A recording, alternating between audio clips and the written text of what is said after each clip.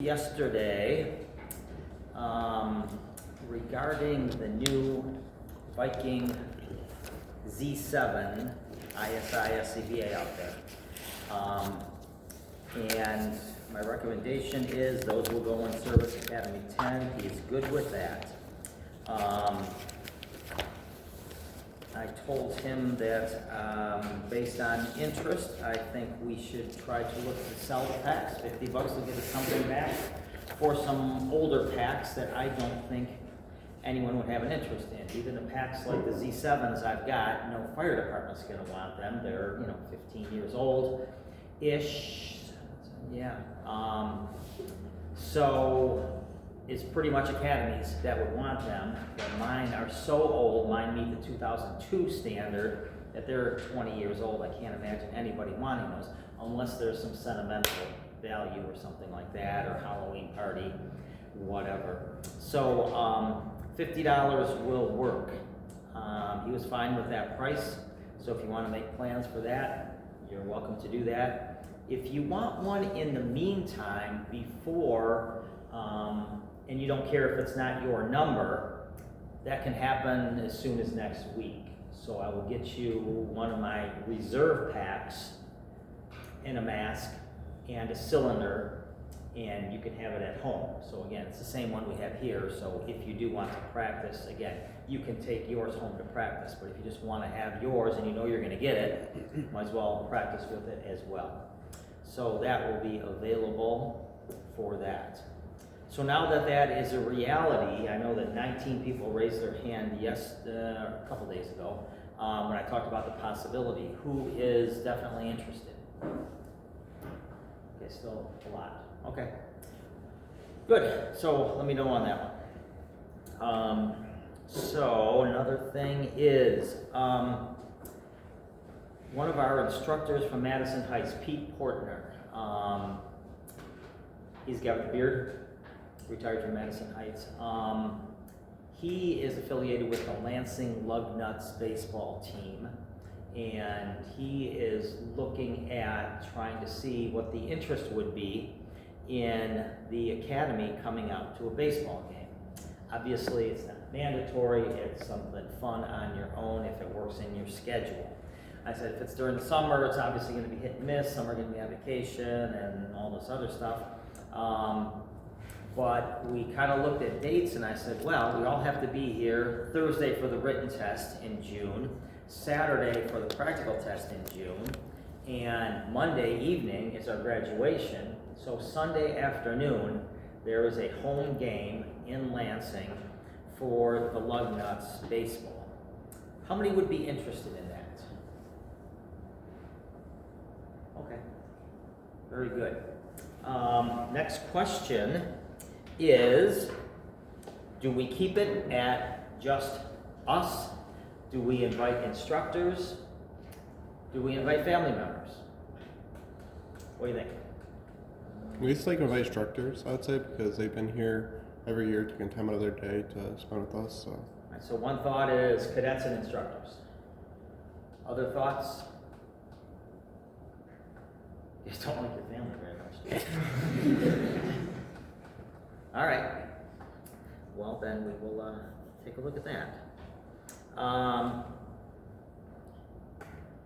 And I think I mentioned this months ago, probably when I was talking about our scheduling first week of class.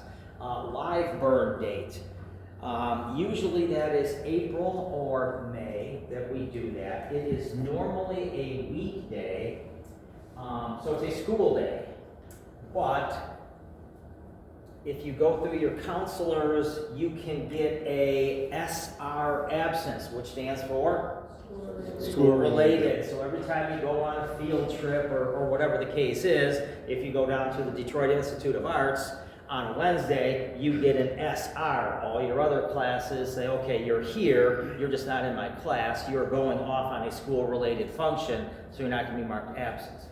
So that is how we are going to handle that. Don't have the date hammered out yet, but that is coming up. It will be during the week, and it will be an all day, so it's going to be all the way through school hours, so you're not going to be going back to your school after that. in fact, because it will be live burn and all that stuff we've been talking about, carcinogens and junk like that.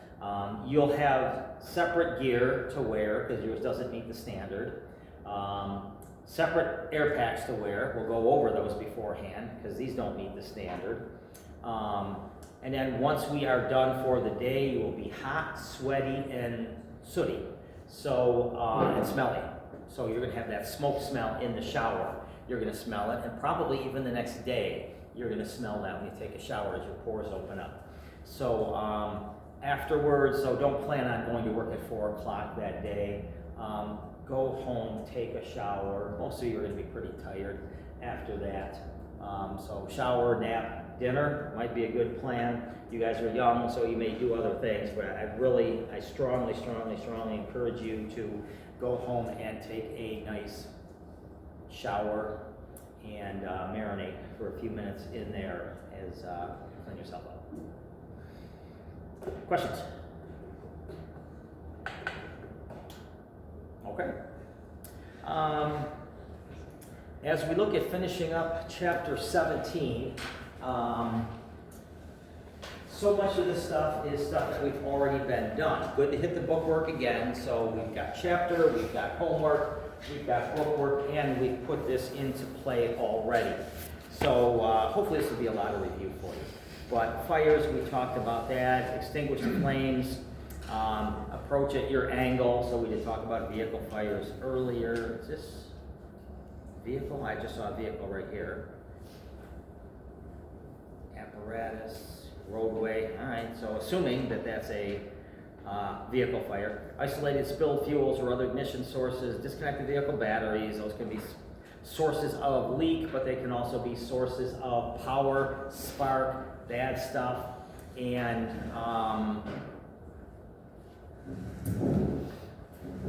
they're powering up.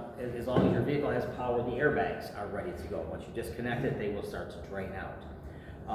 So deactivate undeployed airbags. The only way you can do it is disconnecting the batteries safely that we know of. I'm sure some engineer can come up with another way to, well, if you pull such and such fuse number, that will possibly do it. So I don't know. Cordon off the down power lines or ground level transformers. So again, the rule on that is what? For a power line in between poles. How much do we cordon off?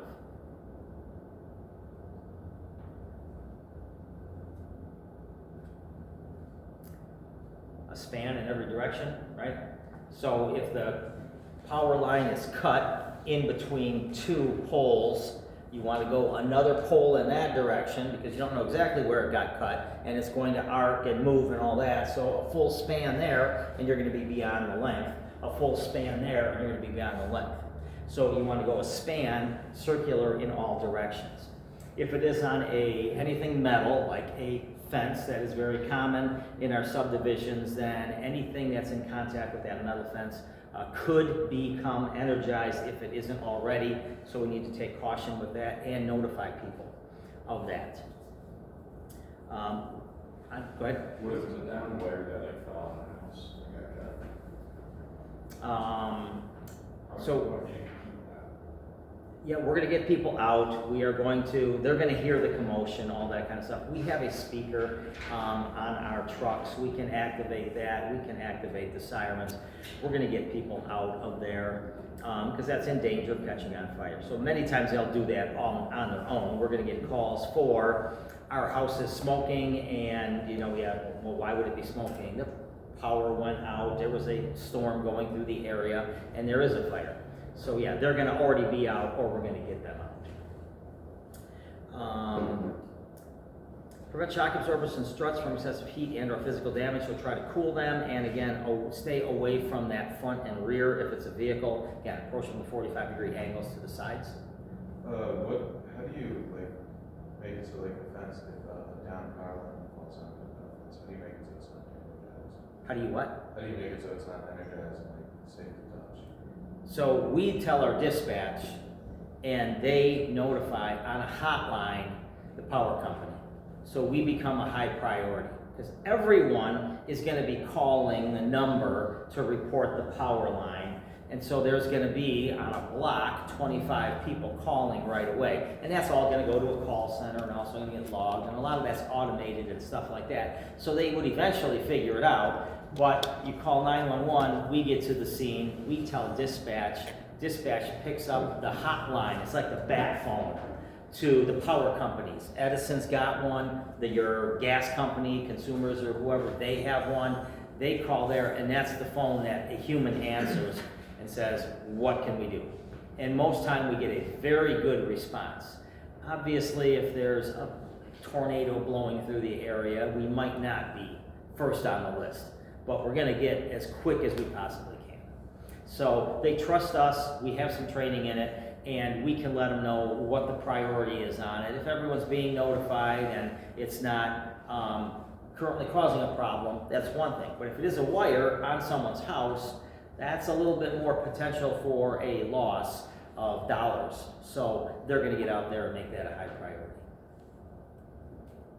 And when you call like DTE or something like that, do they shut the power off like from where they're at, or do they have to come out and do something?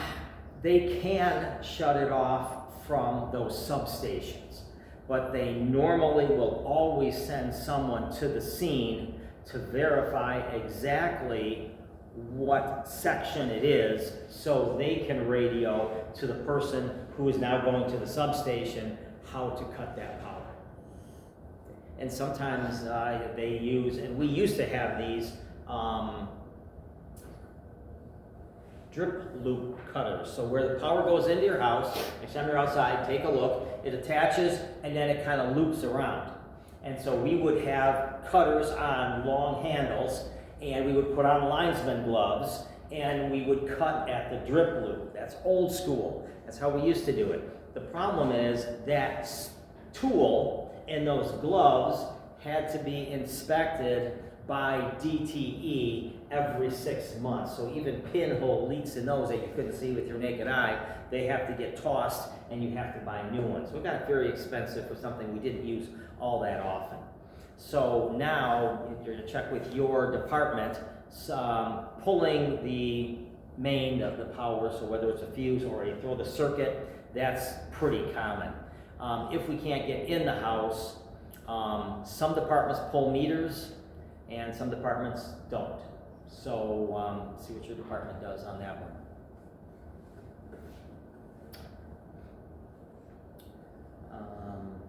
Move on, trim. Okay. And then pyrotechnic seatbelts, we talked about the pretensioners. All right, peel and peek, that's our mantra there. Before you make any cuts with your hydraulic tool, look at what you are going to cut. Yes, you know you want to cut the metal so we can move it out of the way, but what else are we cutting? Because if we cut some of those components, that could deploy an airbag. So we want to check and make sure we don't cut any of those. And it might just be simply moving one direction or the other a little bit, or turning the tool so it doesn't cut here, it keeps it open and cuts here. Trunks and things like that. So again, if it's on fire, we're going to put it out. And as we do overhaul, you might find weird stuff. And I mean, once in a great while, you'll hear of like a body being in a trunk. I've never seen one, thank goodness. This is a little mini meth lab in a trunk. Never seen one of those either in a trunk. So that's good, but they can be set up in a trunk. But more common for those is going to be a little outbuilding somewhere, a little trailer or something, a mobile home, off-site, off-property, kind of out of sight, out of mind, or sometimes in inner cities, in some abandoned homes, they will set up shops there. So things to look for are propane cylinders. They need that to cook meth, and I don't know if you're ever going to see, you know, but they need the stuff. When you go to buy your Drixorals and Sudafeds and stuff like that, what do they want? ID. Your ID. Because you can only get so much. That's our attempt to try to control the meth labs, is we only give you so much per flu season. So you'll see those packages around, but again, they're going to throw them in garbage will probably have liners. Magnesium, okay, or other combustible metals. So we go all the way back to extinguishers, chapter 7, I think. Combustible metals, magnesium, titanium, sodium, zirconium, a lot of ions up here. In this one, where do we find them? All over, really. We're seeing more lightweight structural components on vehicles for a couple reasons. They can be stronger than the traditional steel, so it holds up better on crash test ratings, which we keep raising the standard on those, which is why our 2009 did so much better than our 1959. And the other thing is it makes them lighter. Most of those combustible metals are lighter than steel, so we are now helping out the MPG ratings. And of course, we want to get less reliant on fossil fuel, and that's obviously the standards are headed up, where your average MPG on your vehicle for the auto company has to be a certain number, and then that goes up every year. So wheels, tires, valve covers, engine component, steering columns, brake components, transmissions, engines, body, okay, exterior and frame can all be combustible metals. So again, what does it look like if you put water on it? White.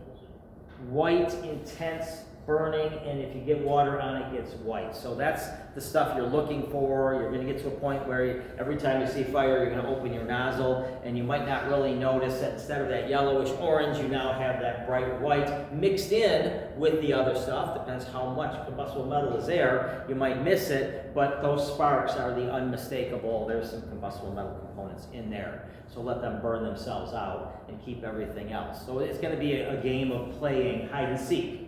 Where's the combustible metal? The car is going to be worth zero, but again, we want to try to put the fire out instead of just sit around and watch it burn, because that's everyone's cell phone is going to be, fire department watches car burn. So we don't want that. So you're going to try to play hide and go seek, figure out where that combustible metal is, leave that alone with the stream, and try to put everything else out. And eventually, because everything else is cool and isn't going to be involved in fire, then that component is going to burn itself out. You're done. John, question? I'm just wondering how likely it is for a power line to fall over and electrocute something. Because if wires on one side could break off and touch something on the ground because it fell over, wouldn't both sides just break off and there would be an uncharged power line? Or We don't get that lucky usually. A dead tree falls down, puts tension on the wire, and it breaks in one spot. Okay, it doesn't usually break in two spots, here and here. It breaks in one spot. Power lines, if it snaps, if it breaks, it's going to get broken in one spot, typically. You're not going to see it break in two. It'd be nice and neat if it did, and if the others were up on the poles, that would be great. No hazard to us, just fix it for the power company and you're done, but not usually that neat. Okay, other hazards at possibly car crash scenes, bodily fluids, okay, so from the victims. Again, if it's wet and sticky and it ain't yours, you don't want to touch it. So plenty of things on the truck for that. Gloves, eye protection, and I mean, we even have right down to gowns and booties and splash protection. Wear it if you need it. A couple times I have, but usually not on a vehicle scene. Broken glass or sharp metal. So this guy is, again, old sections of hose can be put over posts to keep the sharp edges. Some people duct tape the sharp edges, so I don't really see exactly what he's doing, but something. And then environmental conditions as well. So if we are going to be opening up roofs and stuff like that, and it's cold and it's raining outside, be ready, because the victims are now going to be exposed to that, and you can add that to your list of problems that they already have now: freezing rain, hypothermia, etc. So just be ready. Fuel. Lots of fuel out there. The most common one right now, that one, right? Okay. How many vehicles that you guys drove in on electric? Any electric vehicles? Okay. Hybrids? 1, 2, 3? You have a hand up? No. Okay. 3 hybrids, 3 hybrids. And the rest are all conventional gas engines. So conventional gas engines have been the norm, since the 1900s when we started mass producing these things. And we are now kind of going with a different direction because of fossil fuels and things like that. So we are now moving towards hybrids. Since 1998 have been out there, the Honda Insight, the Toyota Prius. And then that's gotten more popular. We got better with that technology. It's now available as options on many cars. So you don't drive an Insight or a Prius, right? You drive a BMW.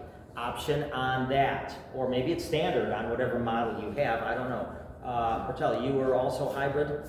My parents have a hybrid. Okay, what kind of vehicle? A C-Max. Okay, so Ford makes a C-Max, which is a small vehicle.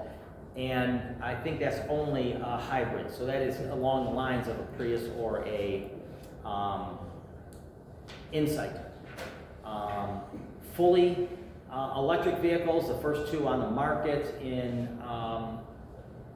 when did these come out? 2011?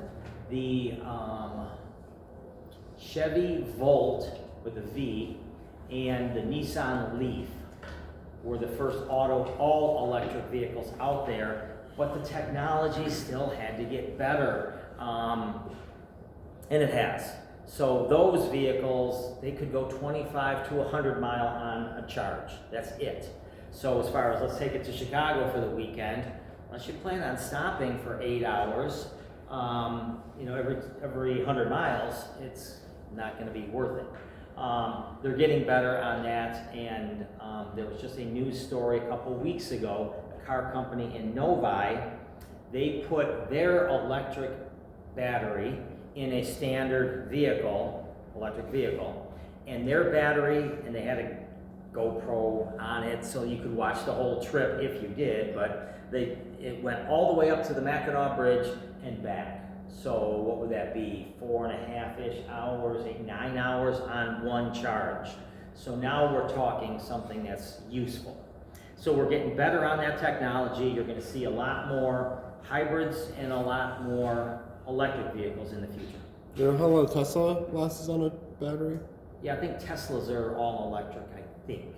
They are. So yeah, we're making strides in there. Diesel engines, the big rigs, big strong engines. A lot of our fire engines are diesel, and all of your big 18-wheelers.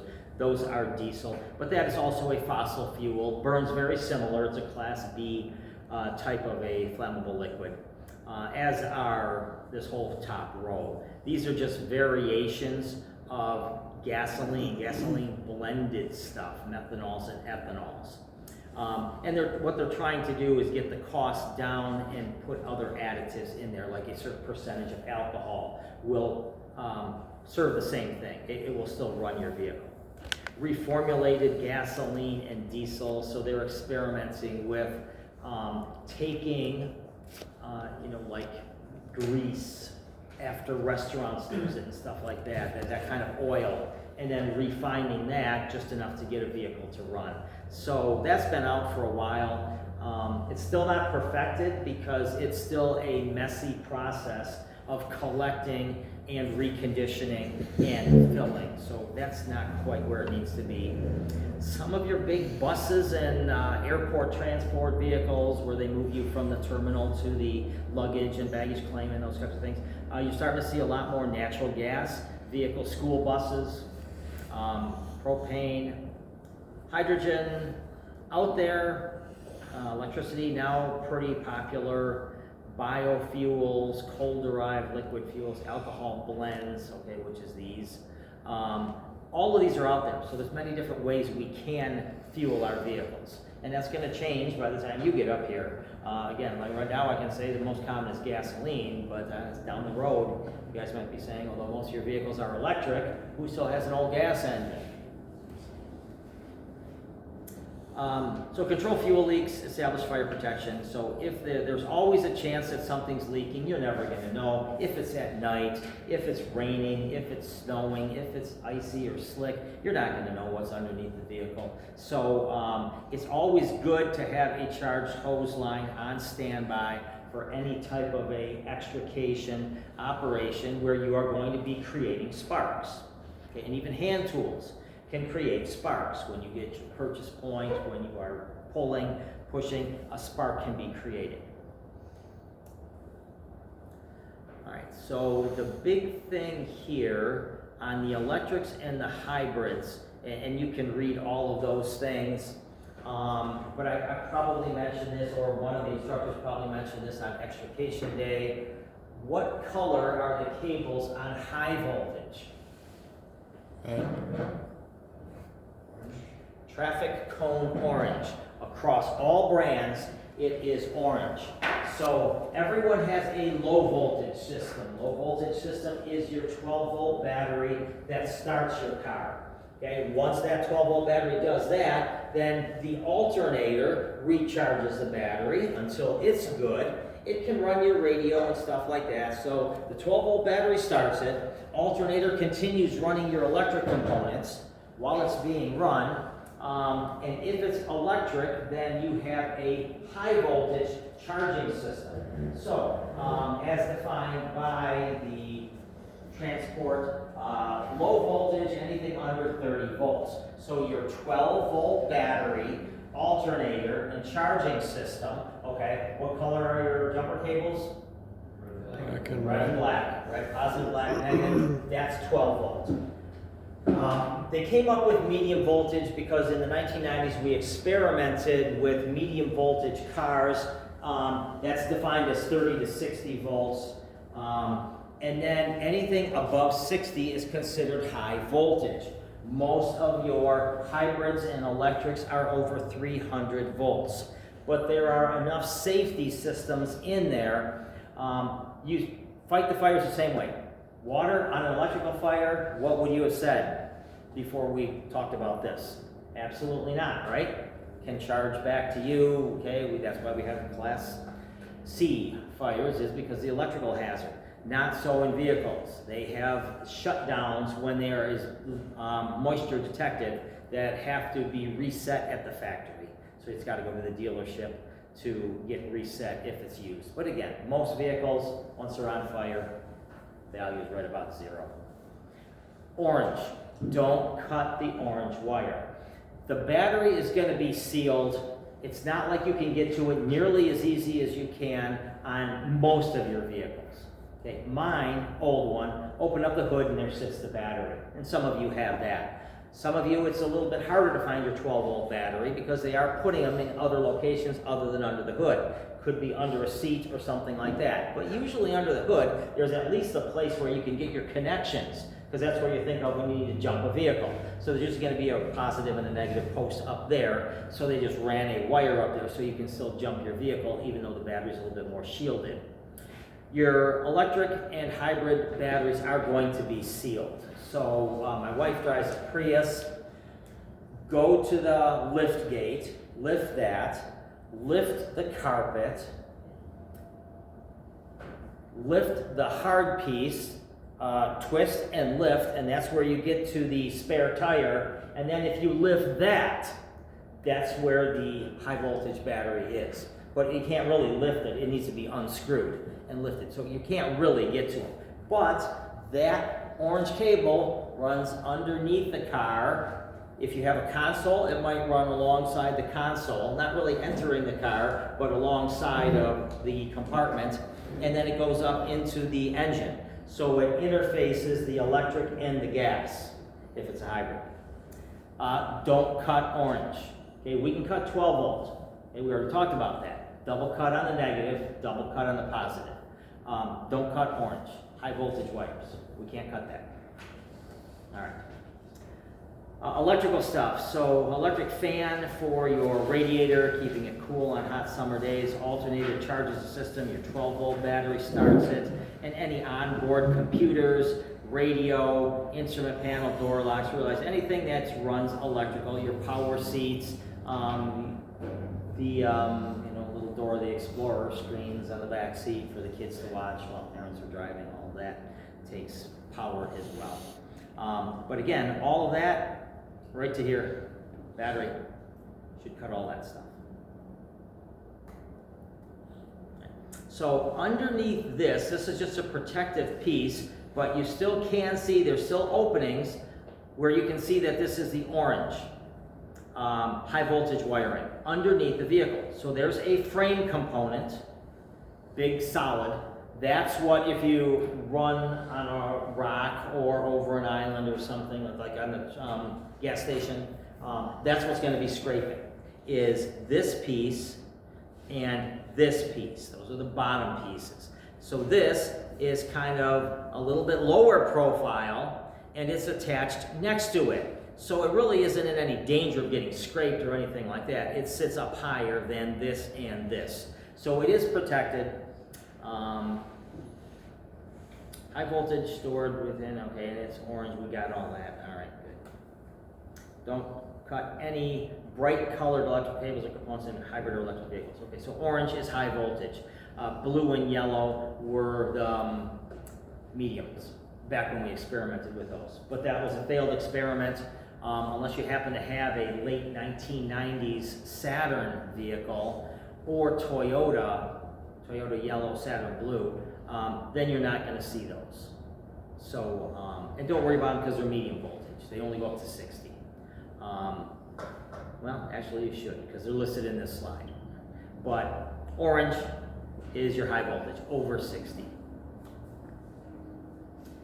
Headlights, okay, so similar to standard residential bulbs. Has anyone changed a headlight on a vehicle? Okay. A new vehicle or newer in the past 5 years? How easy was it? Okay, you would think that, so the old way is go to the back, I'm talking my car, go to the back, unplug, actually before my car, go to the back, unplug the bulb, like a light bulb in your home, take out 3 screws from the front, which are round, okay, they attach to the frame, pull that out, and then take the bulb out, put the new one in, attach it in the back, put that ring around it, holds it in place, put the 3 screws in, and you're done. So now there's a replacement. The bulb is usually located in the back with a quarter turn twist, pull it out and stuff like that. Some of them you have to take components out to get to them. Who had a hard time changing a bulb? Yep, I did, you did. I had a Pontiac G6 that was, you had to take like 10 things off to get to the point where you could change just that bulb. And I'm thinking, yeah, this is gonna be a 15-minute job. And it was not. Unless there's a shortcut, but I had my son helping me, and so as my job was swear words, his job was look it up on YouTube, and so he goes, no, Dad, you gotta do this and this and this and this. I said, what I want to do is change this stinking light bulb. All right, are we really talking about light bulbs? 2 slides? Does it really matter that bluish looking light is up to 3 times brighter than common headlights? Okay, it changes. We get engineers, they make money and they figure stuff out. And they figured out that these blue headlights are brighter, and so who's got blue headlights? 1. That's it? Okay, let's just have the other crappy ones. But we're going to get cool blue headlights, you know, the bluish tint on them. You might see them on cars when he's driving down the road. You might see them, and then, yeah, you're going to get those eventually because it's better. So eventually we're going to get that on all the vehicles because sometimes it is tough driving at night if you don't have street lights and things like that. All right. Extrication. So this is the stuff that I think is going to probably fly by because we've done this. Assess the condition and the position of the vehicles. We talked about that at the beginning of that day. Determine the required extrication tasks. And again, like forcible entry,